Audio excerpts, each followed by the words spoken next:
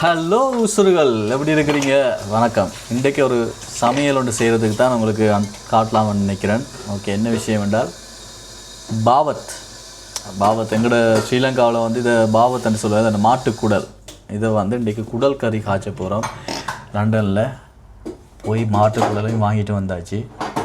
Try பண்ணி பார்ப்போம் வாங்க. ஸோ முதல்ல நாங்கள் என்ன செய்யணுமெண்டா, அதை எங்களுக்கு ஏற்ற மாதிரிக்கு அளவுக்கு ஏற்ற மாதிரி பீஸாக நாங்கள் நறுக்கி எடுக்கணும். ஏன்னா அப்போ தான் எங்களுக்கு அவிய வைக்கிறதுக்கும் ஈஸியாக இருக்கும். இல்லாட்டிக்கு ஈஸியாக அவிக்க இயலாது. இப்போ பார்த்தீங்கன்னு சொன்னால் குடல் எல்லாத்தையுமே நாங்கள் அளவாக சின்ன துண்டாக நறுக்கியாச்சு. ஏன்னு சொன்னால் இப்படி நறுக்காட்டிக்கு எங்களுக்கு அவிச்சு எடுக்கிறது ரொம்ப கஷ்டமாக இருக்கும் குடலை. ஸோ அதால் அளவுக்கு ஏற்ற மாதிரி நாங்கள் கட் பண்ணி எடுத்துட்டோம். இப்போ தண்ணியில் நல்லா அலசி எடுத்தப்புறம் தேவையான அளவு மஞ்சத்தூள் போட்டுட்டு அப்புறம் தேவையான அளவு உப்பும் சேர்த்துக்கொள்ளணும். சேர்த்துட்டு ஃபுல்லாக நல்லா வடிவ அழகாக பிரட்டி எடுக்கவும் வேண்டாம். அதில் உங்களுக்கு தெரியும், குடலில் கொஞ்சம் அந்த மொச்ச மணம் இருக்கும். ஸோ மஞ்சள் போடும் பொழுது அந்த மொச்ச மணம் குறை நல்லா பிரட்டின்னு எல்லா பீசஸ்லேயும் வந்து மஞ்சள் வந்து ஊறும். ஓகே, அப்படியே நாங்கள் கொஞ்சம் நேரம் வச்சுட்டு மிச்சம் இதில் பார்க்கலாம். மஞ்சள் எல்லாம் பிரட்டி எடுத்த அப்புறம் என்ன செய்ய போகிறோம்னு சொன்னால், இப்போ இதை வந்து ஒரு ரைஸ் குக்கரில் போட்டுட்டு அவிய வைக்க போகிறோம். ஸோ தேவையான அளவு லைட்டாக கூட தண்ணி விட்டோம்னு சொன்னால் அவியறதுக்கு லேட் ஆகும். ஸோ அதால் லைட்டாக தண்ணியை விட்டு அப்படி ஒரு பிரட்டிட்டு இப்போ அடுப்பில் தூக்கி வச்சோம்னா கொஞ்சம் நேரத்தால் குயிக்காக அவிச்சிடலாம். ஓகே, ஆலமரத்தில் தான் ஒரு ஃபைனலி நமக்கு என்ன தான் மீன் முட்டைன்னு சாப்பிட்டாலும் அந்த பீஃப் இறைச்சி இருக்குது தானே, இந்த மாட்டு இறைச்சி சாப்பிட்ற மாதிரி ஒரு டேஸ்ட்டு நமக்கு எங்கேயும் கிடைக்காது. ஸோ அதுலேயும் அந்த குடல் அது செமங்க. இன்றைக்கு ஒரு பிடி ஒன்று பிடிப்போம். ஓகே, சரி. இறைச்சி குடல் வந்து அவியும் வரைக்கும் ஒரு பாடல் உங்களுக்காக. இது உங்களுக்காக ஒரு அருமையான பாடல். ராஜராஜ சோழன்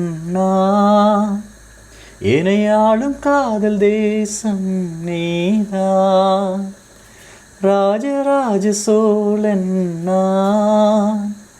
இணையாளும் காதல் தேசம் நீதான். பூவே காதல் தீவே மண் மீது சொர்க்கம் வந்து பெண்ணாக ஆனதே, உல்லாச பூமி எங்கும் உண்டானதே. ராஜராஜ சோழன் இணையாளும் காதல் தேசம் நீதான். பூவே காதல் தீவே கண்ணோடு கண்களேற்றும் கற்பூர தீபமே, கைதீண்டும் போது பாயும் மின்சாரமே, உல்லாச மேடை மேலே ஓரங்க நாடகம், இன்பங்கள் பாடம் சொல்லும் என் தாயகம்.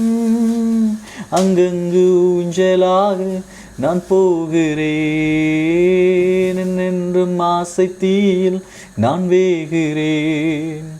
என் காதல் வாகனம், என் காதல் வாகனம், செந்தாமரை செந்தேன்மலை என் ஆவினியே தேவி. ராஜராஜ சோழன். பிடிச்சிருந்தால் மறக்காமல் சப்ஸ்கிரைப் பண்ணிடுங்க. அதோட ஒரு லைக்கையும் தட்டிட்டு வெயிட் பண்ணுங்கள். குடல் அவிஞ்சு கொண்டிருக்கு. இப்போ நாங்கள் அதில் ரைஸ் குக்கரில் வச்சுருக்கிறோம் இறைச்சியை. அது ஒரு 3 விசிலோடு நாங்கள் வந்து இறக்கி எடுத்துட்டோம்னா ஓகே, நல்லா அவிஞ்சிருக்கும். ஸோ அதுக்கு பிறகு நாங்கள் எடுத்துடலாம். இப்போ அவிஞ்சாச்சு, இறக்கி பார்ப்போம் எப்படி இருக்குண்டு. Okay, S.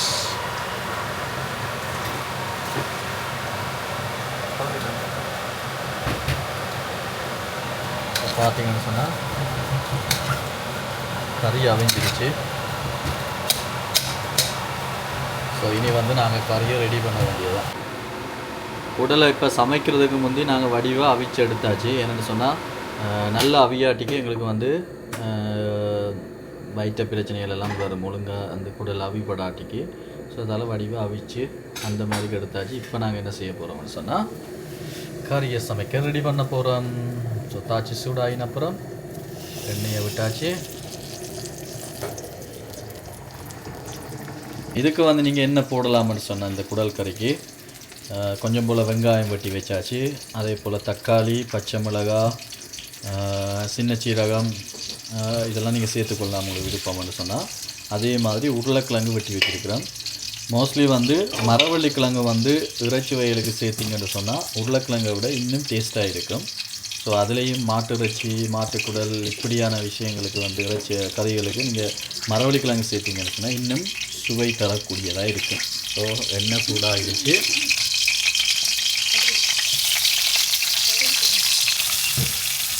ஸோ வெங்காயம், கடுகு, பச்சை மிளகாய் போட்டு வதக்கி கொண்டிருக்கிறோம்.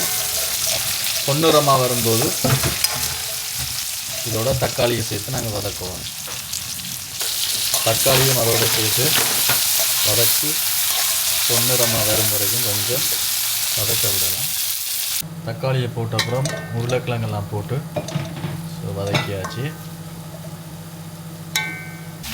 ஃபைனலாக இப்போ பாவத்தை வந்து நாங்கள் குடலை வந்து போட்டு இறக்கியாச்சு.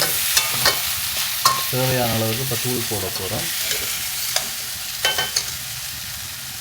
தேவையான அளவுக்கு இறைச்சி தூள் சேர்த்துக்கொள்ளுங்க.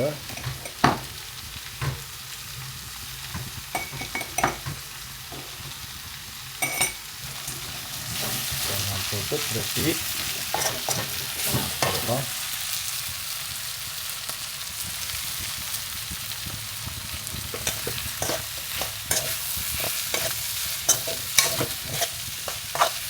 தூள் வந்து எல்லா இதோட மிக்ஸ் ஆகிற மாதிரி பிரட்டி எடுக்கணும்.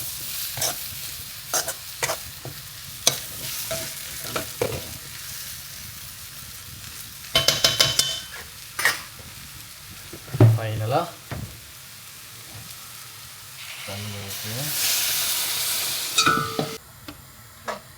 தண்ணியை ஊற்றி எல்லா மசாலா பவுடர் எல்லாமே மிக்ஸ் ஆகிற மாதிரி கிண்டி விடணும்.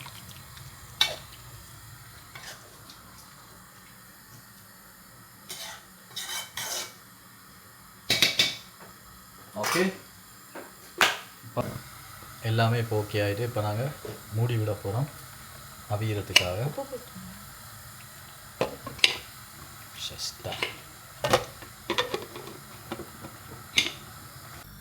ஸோ ஃப்ரெண்ட்ஸ், ஃபைனலாக குடல் கறி ரெடி ஆகிட்டுது.